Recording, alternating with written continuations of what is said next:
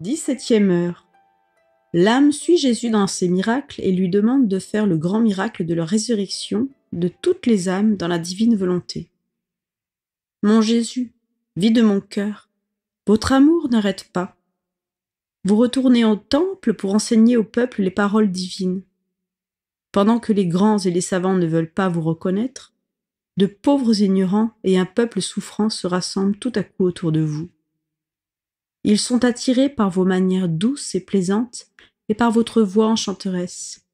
Vos paroles touchent leur cœur. Votre âme étant dans la joie, vous savez les consoler, les instruire et guérir ceux qui sont considérés comme la lie de la société. De cette manière, vous devenez leur ami, leur enseignant et leur médecin sympathique, et vous avez une parole de réconfort pour tous. Cela ne vous abaisse pas de toucher les malades pour les guérir. Vous êtes ému de voir autour de vous l'aveugle, le muet, le sourd, le boiteux, le paralytique et le lépreux. Toutes ces misères humaines vont droit à votre divin cœur et le font vibrer.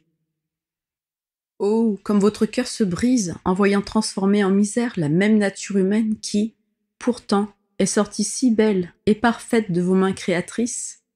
C'est cette volonté dégradée qui, en produisant de si mauvais effets, rend l'humanité si malheureuse. Ah, mon amour, que votre fiat règne parmi nous et fasse fuir la tristesse que l'homme a créée.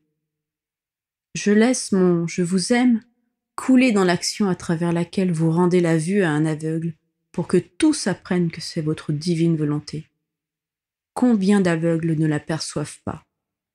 Oh, avec quelle prière sincère je vous demande d'accorder à tous la grâce de connaître et d'accepter votre très sainte volonté. Je vois, mon amour, par l'autorité de votre voix, que vous rendez l'ouïe à un sourd. J'unis mes « je vous aime » à votre voix et vous demande de restaurer l'ouïe à tant de personnes sourdes à votre divine volonté. Vous déliez la langue d'un muet, et moi, prosterné à vos pieds, je m'appuie sur vos genoux et vous implore de délier la langue de ceux qui ne peuvent adhérer à votre divin fiat, afin que tous, sans exception, puissent parler le langage de votre volonté adorable. Mon Jésus, votre cœur paternel ressent une grande douleur face à la misère humaine. Vous multipliez alors les miracles pour établir votre divine volonté et la faire régner au milieu des créatures. Vous faites marcher les boiteux, vous purifiez les lépreux et guérissez les paralytiques.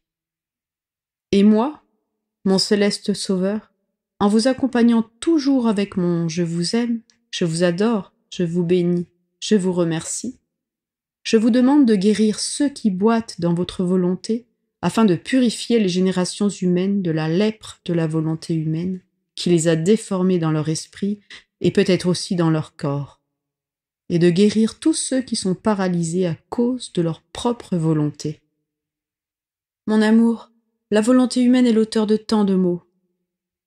Je vous demande donc de faire le miracle des miracles, que votre volonté règne sur la terre comme au ciel, pour que la misère morale et physique puisse cesser.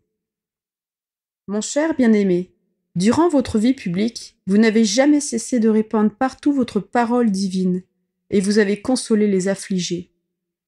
Rencontrant une mère qui pleurait en accompagnant le corps de son fils au tombeau, vous ne pouviez pas supporter de la voir pleurer.